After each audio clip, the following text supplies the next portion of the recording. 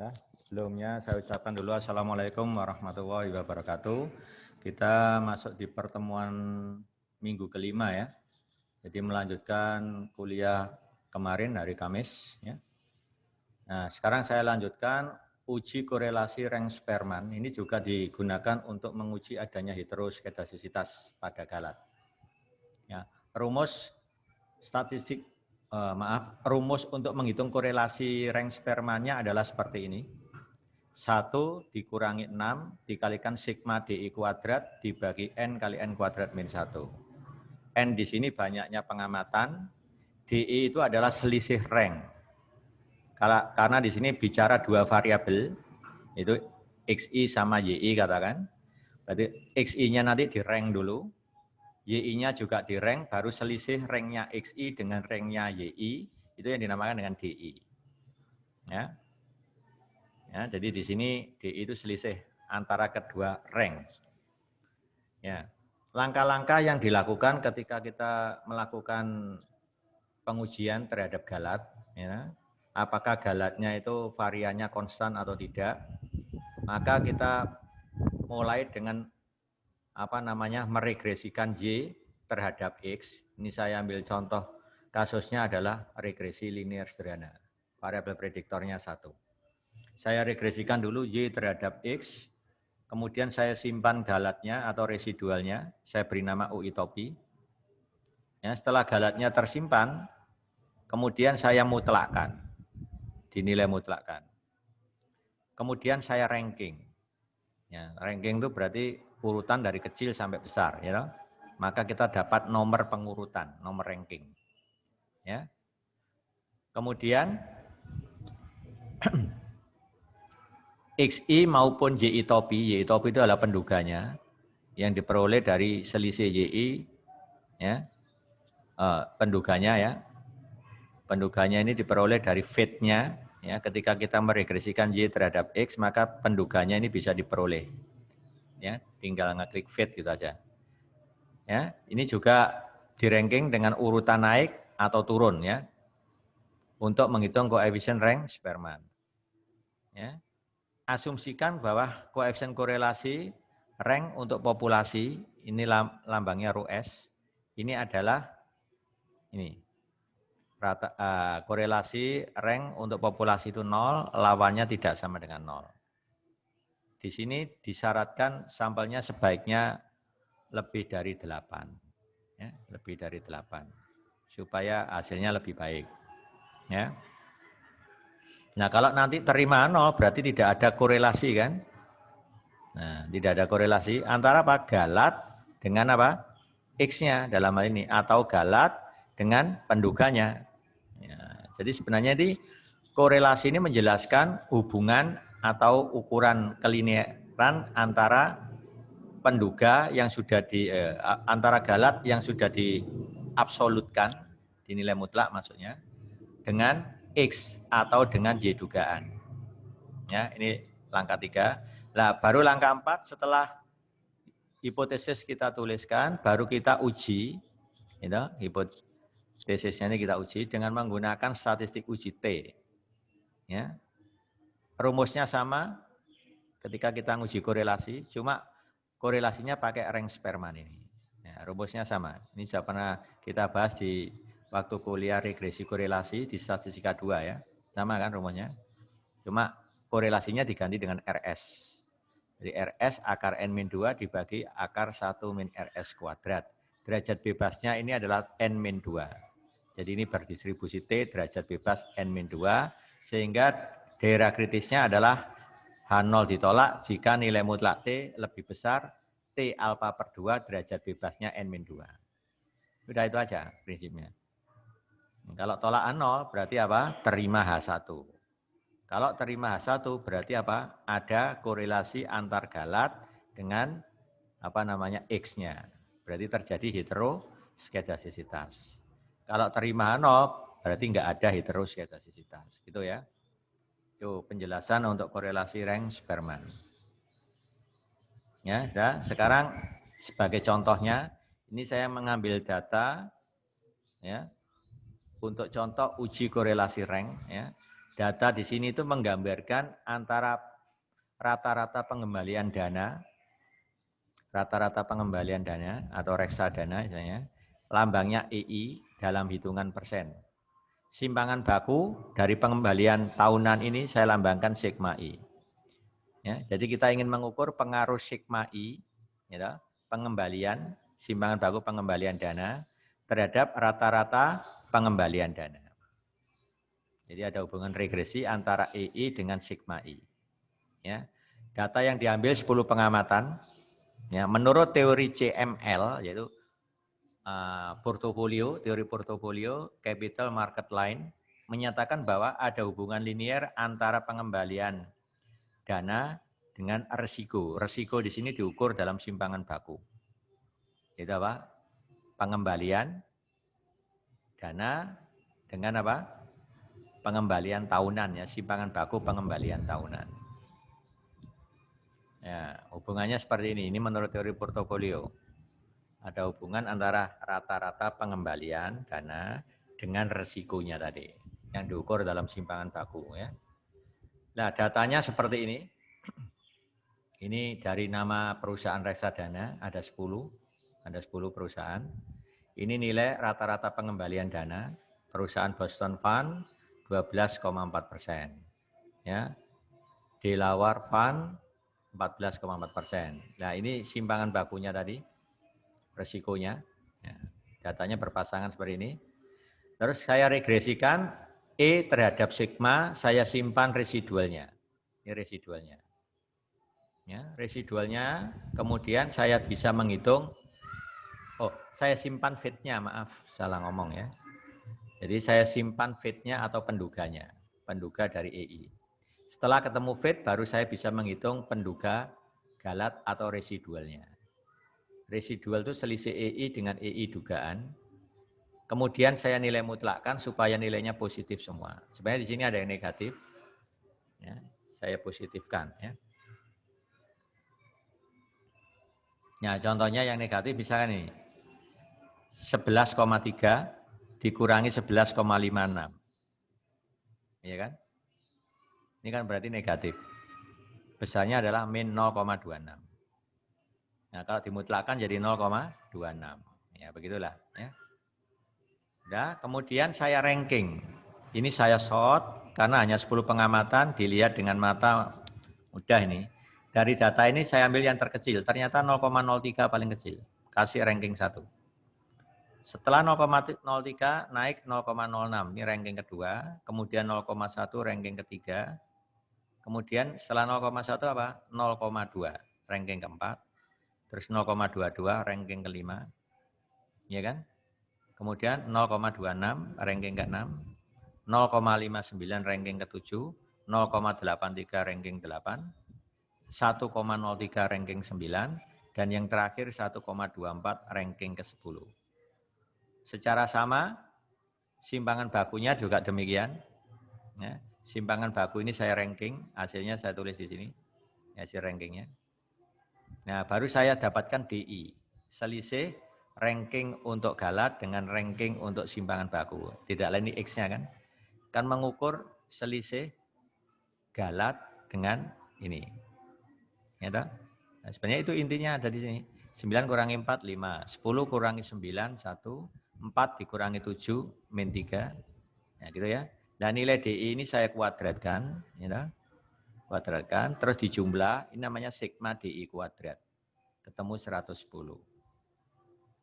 Nah, itu cara mendapatkan hitungan sigma DI kuadratnya. Sudah, langsung masukkan ke rumus korelasi rank Spearman tadi. 1 dikurangi 6 kali sigma DI kuadrat, yaitu ini, dibagi N kali N kuadrat min 1. Nanti hasilnya kalau dihitung, ketemu ini. 0,333. Baru kita uji, ternyata T hitungnya 0,99. Karena kurang dari 2,5, berarti terima H0. Jelas terima 0 ini ya. Kalau terima 0 berarti apa? Tidak ada pengaruh X terhadap nilai mutlak UI. Berarti tidak terjadi heteroskedastisitas. Atau tidak ada heteroskedastisitas. Itulah korelasi rank Spearman. Ya. Nah, yang agak lama itu mungkin ngitung RS-nya.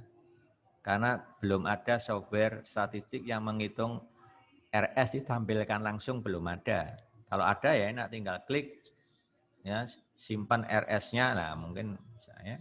Nah, kalau nanti Anda belajar buat program, sudah tahu caranya seperti ini, buat programnya menghitung RS, silakan. Ya, gitu ya.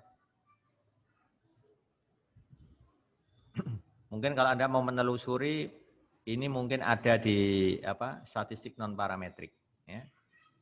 Menghitung korelasi ring Spearman pakai software Minitab, ya. Ya, ada apa enggak? Ya, saya belum ngecek itu, saya enggak ngajar statistik non parametrik soalnya. Ya, non parametrik. Ya, cari aja nanti ya, ada apa enggak ya. Control chart, quality. Yang statistik non parametrik itu biasanya di mana itu tempatnya? Survival, multivariate, enggak ada ya. Time series. Nah, tabel yang ada uji binomial, ada itu loh. Nah, ini mungkin ini.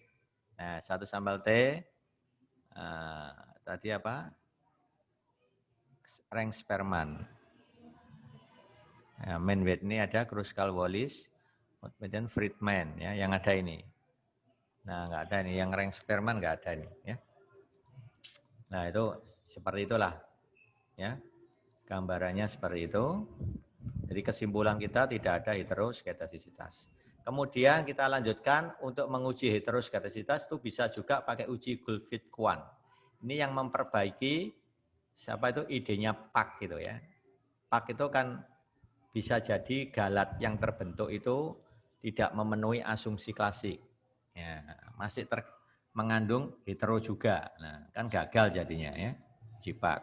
Maka PAN mengusulkan seperti ini. Misalkan ada model regresi, ya, diasumsikan varian galatnya itu, yaitu varian UI atau sigma I kuadrat ya, itu berbentuk seperti ini. Dia bergantung pada XI kuadrat. Di varian galatnya bergantung pada XI kuadrat. Sigma kuadrat itu skalar, ya, skalar ini atau konstanta. Langkah-langkah Goldfried-Quant itu seperti ini. Pertama, merumuskan hipotesisnya dulu. Tidak ada heteroskedastisitas dalam model regresi. Nah, ini ya. A1 ada heteroskedastisitas dalam model regresi.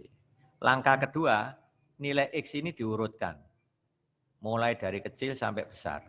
Langkah 2. Jadi pertama mengurutkan X. Ya. Kemudian langkah ketiga, menentukan nilai C pengamatan di sekitar median. Jadi sekitar nilai tengah ya. Sehingga diperoleh sisa N min C pengamatan. Kemudian sisa pengamatan dibagi menjadi 2 kelompok, masing-masing sebanyak setengah N min C pengamatan. Ya. Jadi kalau Anda ilustrasikan, misalkan datanya sebanyak 30. Ya. Anda ingin menghilangkan berapa? Tentunya nanti harus porsinya seperti ini. C yang harus dikeluarkan berapa? Itu harus mengikuti aturan ini. Kalau Anda ngambil ini nanti ganjil, N kurangi C ganjil, nggak mungkin. Setengah dikali ganjil hasilnya pasti desimal kan? Masuk banyaknya pengamatan 15,2, kan nggak mungkin. Harus bulat. Jadi N-C itu harus bilangan apa? Genap. Nah, ngaturnya seperti itu. Jadi kalau N-nya 30 yang mungkin bisa diambil berapa? Pokoknya ini harus genap. 6 boleh. 30 kurangi 6, 24. 24 dibagi 2, 12 pengamatan. Jadi yang sisi atas 12 pengamatan, bawah 12 pengamatan. Itu maksudnya. Ya. Boleh nggak C-nya ngambil 8? Boleh juga. 30 dikurangi 8, 22. 22 dibagi 2, 11. Jadi atas 11 pengamatan, bawah 11 pengamatan. Nah, seperti itulah. Nah, langkah keempat baru kita proses meregresikan. Pertama ya, regresikan dengan menggunakan metode OLS untuk mendapatkan nilai JKG, jumlah kuadrat galat. Ya. Untuk 2 kelompok data secara terpisah. JKG 1 untuk regresi OLS kelompok pertama. JKG 2 untuk regresi OLS kelompok kedua. Jadi saya meregresikan 2 kali. Nanti dapat JKG 1 dan JKG 2. JKG 1 ini berhubungan data yang paling kecil sampai mendekati yang dipotong tadi. Dari 30 saya potong 8 pengamatan misalkan. Berarti tinggal berapa? 22 kan? Nah, berarti dibagi 2 jadi 11. Jadi data pertama sampai ke 11 saya regresikan dapat JKG 1. Nah, berikutnya data berapa? Tadi dikurangi 8, 22 kan? Nah kalau HP 11 berapa? Dikurangi 8. Sisanya tadi berarti sisanya berapa? 19 ya? 19 kurangi 8. Nah, kan ketemu 11. Nah tahu urutannya kan? Jadi data berikutnya diambil 11, 11 data terakhir. Itu diregresikan kemudian dapat JKG 2. Begitu caranya. Jadi diurutkan dulu. Nah, jadi ini untuk yang kelompok kecil saya beri nama JKG 1, untuk yang kelompok besar JKG 2. Sudah? Setelah itu baru ngitung derajat bebas. Derajat bebasnya kan setengah kali N-C. Karena data yang digunakan tuh sebanyak 11 tadi, kalau contohnya J-nya 8. Ya. Jadi setengah kali N-C itu kan namanya data yang digunakan untuk regresi. Jadi sebanyak 11 dikurangi K. K di sini adalah banyaknya parameter. Ya, sama konsepnya itu. Banyak parameter. Ini kalau disederhanakan boleh ditulis seperti ini. Ya. Pakai ini juga boleh. K adalah banyaknya parameter. Udah? Nah, nanti kita dapatkan statistiknya lambda namanya. Ya. Nah, lambda.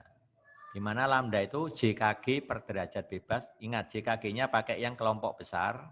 Data yang besar. Per derajat bebasnya sama kan derajat bebasnya. Ya, dibagi yang JKG untuk kelompok yang kecil.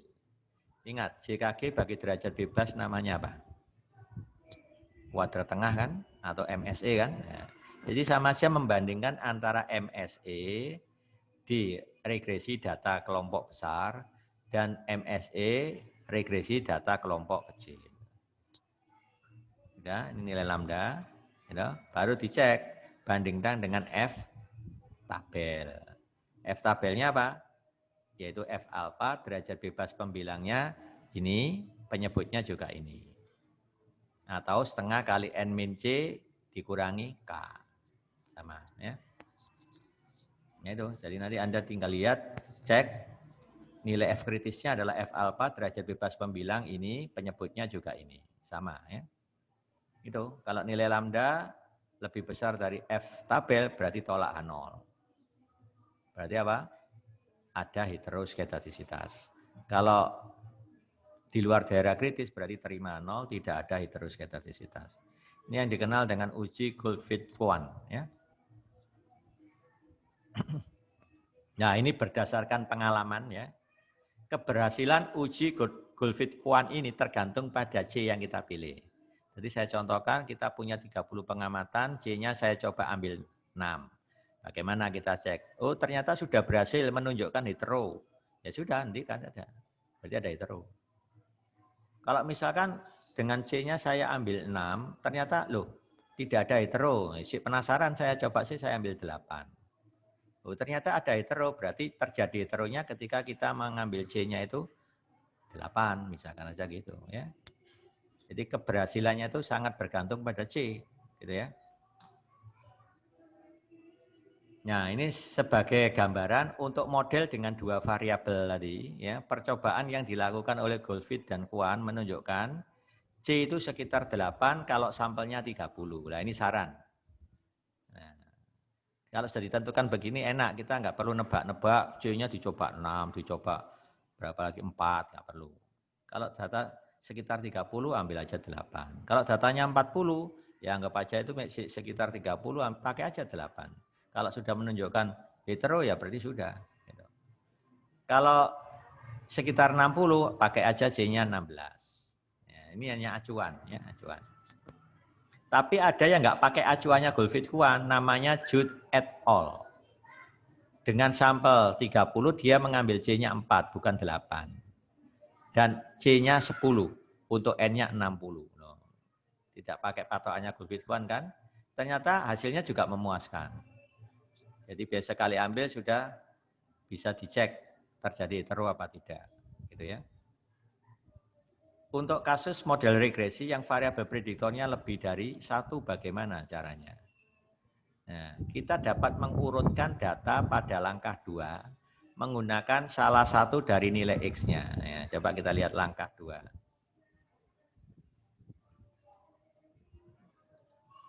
Nah, pada langkah 2, urutkan XI. Kan X-nya misalkan ada 3. Berarti urutkan dulu X1. Nah, itu maksudnya. Ya. Ambil salah satu. Secara a priori tidak yakin variabel X mana yang akan diurutkan. Apa X1, apa X2, X3. Maka kita bisa pakai bantuan uji pak dulu. Ya, dari uji pak itu kan nanti kita bisa mendeteksi mana yang benar-benar berpengaruh terhadap variansi galat. Yang paling signifikan. Nah, cek satu-satu pakai uji pak. Oh, ternyata yang paling berpengaruh X1. Berarti X1 ini digunakan acuan untuk mengurutkan. Ya, jadi uji Goldfeld-One itu kan tadi memperbaiki uji pak. Makanya dia menyarankan idenya seperti ini. Goldfeld-One itu. Pakai patokan uji pak. Pilih satu-satu. Misalkan galatnya tadi diduga kan, kemudian dikuadratkan, dilogkan, gitu, regresikan log dari U topi kuadrat terhadap log X1. Kemudian regresikan log U topi kuadrat terhadap log X2. Kemudian terhadap log X3. Mana yang paling signifikan? Kan kelihatan dari p-value-nya.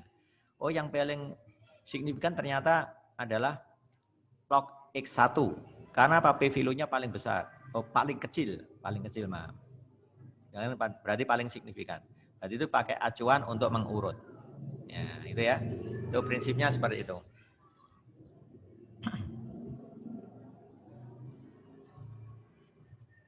Ya, ada teknik untuk mengatasi heteroskedasitas. Cara estimasinya bagaimana?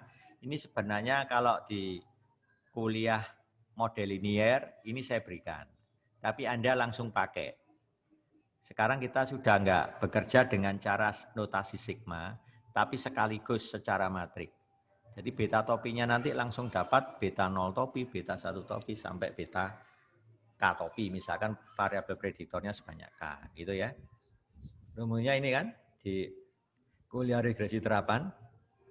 Nah, bagaimana kalau terjadi kasus di mana vektor galatnya berdistribusi normal, multivariat, mean-nya tetap 0, tapi variannya epsilon ini bukan I sigma kuadrat, tapi V kali sigma kuadrat. Jadi bukan matrik identitas di sini, V-nya. Maka ini yang dikenal dengan heteroskedasisitas. Jadi bukan I sigma kuadrat, tapi V sigma kuadrat. Nah, kalau seperti ini, asumsi yang terjadi, maka kita bisa menggunakan metode WLS namanya. WLS. Ya. Terjadi kasus heteroskedasisitas. WLS itu merupakan bagian dari GLS. Ya. Caranya di mana? Kalikan kedua ruas dengan inverse P. Nah, dari model Y sama dengan X beta plus epsilon, saya kalikan inverse P. P itu diperoleh dari mana? Dari V tadi. V itu kan matrik simetri. Ya, definite positif. Maka bisa dinyatakan dalam bentuk P kuadrat atau P kali P. Di mana P ini adalah matrik ortogonal. Ya, syaratnya begitu. Jadi setiap matrik yang simetri definite positif, gitu, maka bisa didekomposisi menjadi P transpose kali P, ya, atau P kali P, atau P kuadrat. Jadi P ini matriks simetri yang non singular, berarti dapat diinverskan. Nah, ini teoremanya di model linear ada ini. Nah, baru saya kalikan kedua ruas dengan inverse P. Maka dapat begini kan. Ini membentuk respon baru. Inverse P itu berupa matrik, ya. Matrik ukurannya adalah N kali N, dikalikan Y-nya N kali 1, maka menjadi vektor N kali 1, namanya set. Nah, variabel prediktornya berubah nama bukan X, tapi inverse P kali X. Nah, ini matrik rancangannya. Namanya sudah bukan X lagi, tapi Q. Q-nya itu apa? Inverse P kali X. Nah, gitu lah. Betanya tetap, gitu. Nah, galatnya berubah, bukan epsilon, tapi inverse P kali epsilon. Namanya F. Setelah ditelusuri, ternyata F ini kalau dihitung ekspektasinya tetap 0, variannya menjadi I sigma kuadrat. Nah, itu yang menarik. Nah, ini ekspektasinya tetap 0, variannya jadi I sigma kuadrat. Kan bentuknya jadi baku. Berarti ini sudah mengarah ke regresi linier, bentuknya sudah standar. Artinya F berdistribusi normal 0, I sigma kuadrat. Berarti ini bisa diestimasi pakai metode least square biasa sudah. Dengan mengalihkan inverse P tadi, maka ini sudah bisa diestimasi pakai least square biasa. Nah, estimatornya ini saya beri nama beta tilde, bukan beta topi. Kalau beta topi itu estimatornya least square, kalau beta tilde estimatornya WLS. Beda kan? Nah, cara mendapatkannya sama, kan inverse Q transpose kali Q dikalikan Q transpose kali Z. Nah, ini kan sama kan? Nah, Q-nya Anda ganti inverse P kali X. Nah, ditranspose jadi transpose X kali inverse P. Q-nya tadi inverse P kali X. Kemudian diinverse kan? Baru transpose Q-nya jadi ini, transpose X kali inverse P, Z-nya diganti inverse P kali Y. Coba Anda lihat sekarang. Inverse P kali inverse P itu sama dengan inverse V. Dari sini. Ya. Ini kalau saya inverse, jadi inverse P kan, ini saya, inverse juga. Kalau ini saya inverse kan. Inverse-nya ini itu sama dengan inverse P yang di belakang, kali inverse P yang di depan. Berhubung sama, jadi sama aja dengan inverse P kali inverse P. Itu namanya inverse V. Nah, ya kan? Nah, sekarang ini, inverse P kali inverse P diganti dengan inverse V. Ini yang dikenal dengan estimator WLS. Ya. Yang sudah kita praktekkan di kuliah kemarin, hari Kamis. Ya. Nah, itu pakai rumus ini sebenarnya. Ketika kita pilih ada pilihan ini loh. Masih ingat nggak? Start, regresi, nah di option, nah WI. Nah WI ini namanya apa? Elemen diagonal utama dari matriks V. Elemen diagonal utama dari matriks V. Ya, pembobotnya itu. Ya. Ya, jadi kalau ini saya pilih misalkan C berapa, kawan itu asalnya kan seper varian Galat. Nah, itu masukkan di W-nya itu, baru nanti diinverse. Ya. Diinverse. Nah, itu ya cara menghitungnya seperti itu. Jadi jangan lupa di situ ada V, ya. V itu adalah hubungannya dengan varian epsilon, yaitu V kali sigma kuadrat. Nah, kalau diinverse, berarti yang diinversekan itu, yang dibalik itu hanya elemen diagonal utamanya.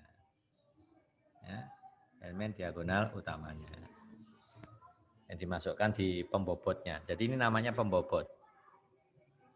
Ya, dalam bentuk apa? Inverse V. Tadi pilihannya adalah namanya weighted. Ya, ya. Jadi dibalik kan, seper itu. Ya, jadi saya kira seperti itu. Ini secara teori dapat ya. Nah ini untuk inferensinya ya, yang tadi sudah. Ini sebagai tambahan wawasan cara memperolehnya. Nah ini ya, varian Y atau V kali itu rumusnya adalah ini. Ya, rumusnya ini seper W1 W2 ya. Kalau saya pakai inverse-nya V kan berarti apa? Ini aja yang diinverse.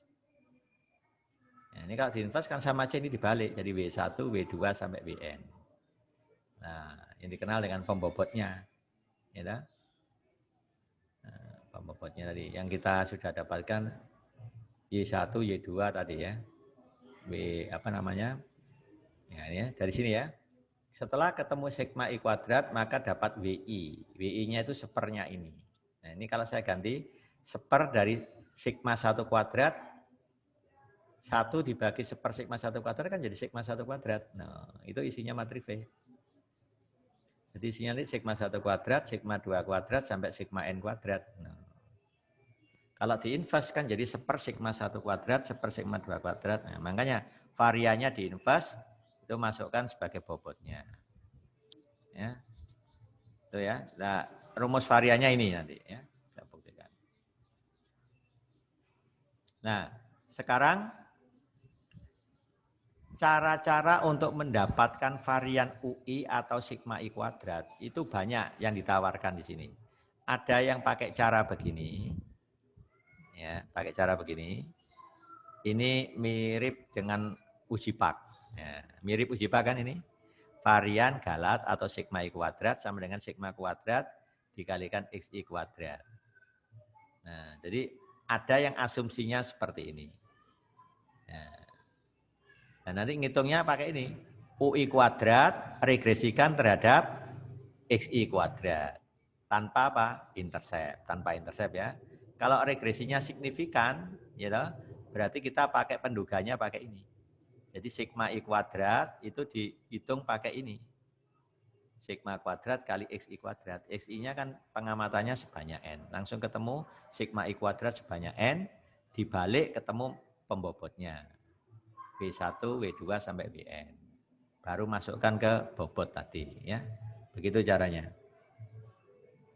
Nah, seandainya asumsinya yang dipakai ini, sigma I kuadrat sama dengan sigma kuadrat kali XI kuadrat, ya, maka caranya untuk menyelesaikan, bagilah kedua ruas dengan XI. Jangan XI kuadrat. Kenapa? Kalau varian galatnya bersesuaian atau berbanding lurus dengan XI kuadrat, maka caranya model regresinya bagi dengan XI. Jadi ini di akar. Seolah-olah gitu ya. Kenapa demikian? Alasannya nanti saya tunjukkan ini di bawah ini. Kalau ini sudah saya bagi XI, maka ini berubah nama Y star. Gitu? Ini berubah nama jadi XI star. Jadi XI star itu 1 per XI. Ya, itu namanya XI star. Beta 2-nya berubah jadi intercept. Galatnya berubah jadi UI per XI. Nah, namanya VI.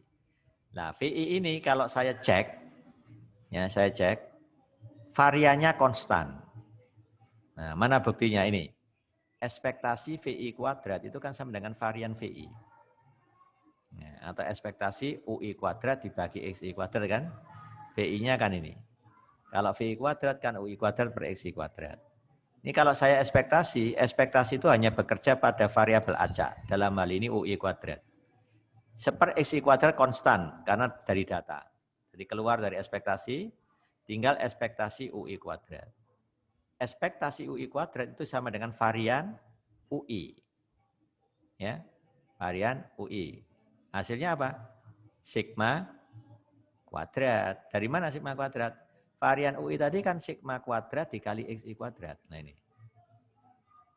Ya, jadi yang ini saya ganti dengan itu, maka ketemu seper XI kuadrat dikali sigma kuadrat kali XI kuadrat. XI kuadratnya kecoret tinggal sigma kuadrat. Berarti variannya VI atau galat VI ini sudah konstan. Nah, berarti sudah memenuhi asumsi standar kan? Estimasilah ini dengan metode OLS. Nanti dapat beta 1 topi dan beta 2 topi. Itu caranya. Nah, kembalikan ke modelnya, maka dapat penduga. Ya, seperti itu caranya ya. Ini kalau asumsinya, asumsi bahwa varian galat sama dengan sigma kuadrat XI kuadrat. Ada yang pakai asumsi varian galatnya sigma kuadrat kali XI saja, seperti ini. Nah, varian galat sigma kuadrat kali XI. Berarti nanti caranya dibagi akar XI. Nah, gitu ya. Kenapa? Nanti ini berubah jadi VI kan? VI itu kalau dihitung variannya, loh ketemu sigma kuadrat juga. Jadi ada yang pakai cara dibagi akar XI ketika asumsinya begini. Ya, ada juga yang pakai asumsi seperti ini. Nah, dengan apa? Fit-nya atau penduganya. Jadi varian galat berbanding lurus dengan kuadrat penduga. Ada yang pakai gini. Berarti nanti apa caranya? Bagilah model regresi dengan ekspektasi YI. Kan akar dari ini. Bagi ekspektasi YI, maka dapat ini. YI dibagi penduganya namanya YI star. Seper penduga namanya XI 1 star. XI dibagi penduga namanya XI 2 star. Ini berubah nama jadi VI. VI ini kalau dihitung variannya konstan lagi. Berarti dari sini kita gunakan metode least square. Ya. Ini banyak cara yang bisa dipakai. Ya. Ya. Jadi kalau sudah ditentukan asumsinya, pakailah ini. Ya. Kalau belum ditentukan ya analisis pakai uji Pak boleh, uji Glaser boleh, Goldfish Kuan boleh gitu ya. Nah, jadi ini khusus yang bentuknya sudah ditentukan asumsinya. Kalau belum ditentukan ya jangan pakai ini. Pakai yang uji Pak tadi dicek ya. Dicek seperti itu. Nah, ini asumsi yang keempat ya, transformasi log. Misalkan modelnya gini. Ya. Dengan transformasi log modelnya berubah jadi ini. Jadi responnya di log, predikornya juga di log. Ya. Ini juga transformasi log untuk melihat ya. Seringkali model ini dapat mengurangi heteroskedastisitas. Kalau pakai ini terjadi heteroskedastisitas pada galat, mungkin pakai ini galatnya ini sudah tidak ada hetero. Nah, bisa diperoleh dengan transformasi log. Kenapa? Transformasi log ini mengecilkan data. Coba data 1000 dilogkan jadi 3. Ya, data 100 di log jadi 2 loh, sangat kecil kan jadinya. Nah, ini membuat keragamannya makin mengecil, ya hampir konstan gitu. Kalau ini kan terlalu besar fluktuasinya. Nah itu sebenarnya ya. Nah, ini cara transformasi log. Ya. Yang contoh tadi, ya dengan menggunakan apa? Ya jika metode grafik atau pendekatan Pak dan Glaser dapat dipercaya, maka varian UI-nya proporsional terhadap X. Kalau proporsional terhadap X, maka kita harus lakukan transformasinya begini. Bagilah dengan akar XI. Gitu ya. Jadi caranya begitu. Ini kelanjutannya ya.